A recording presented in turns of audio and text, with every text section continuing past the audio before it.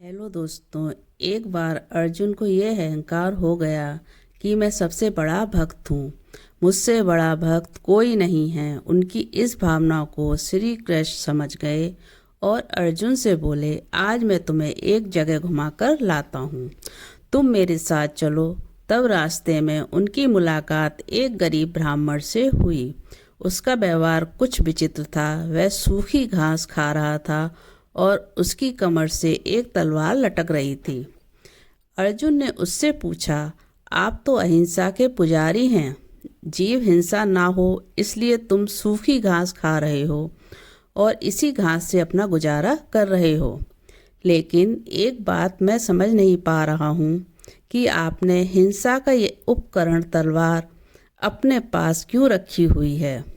ब्राह्मण ने जवाब दिया, मैं कुछ लोगों को दंडित करना चाहता हूँ। तब अर्जुन ने पूछा कि आपके शत्रु कौन हैं।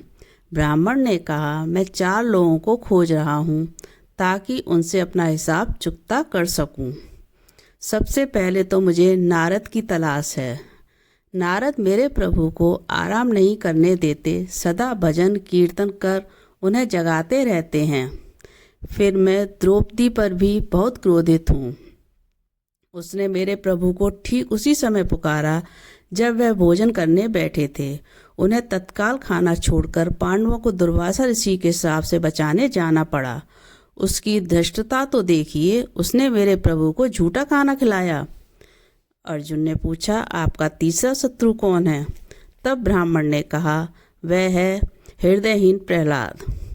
उस निर्दयी ने मेरे प्रभु को गर्म तेल की कढ़ाई में डलवाया, फिर हाथी के पैरों तले कुचलवाया और अंत में खंबे से प्रकट होने के लिए विवश कर दिया। और चौथा है अर्जुन।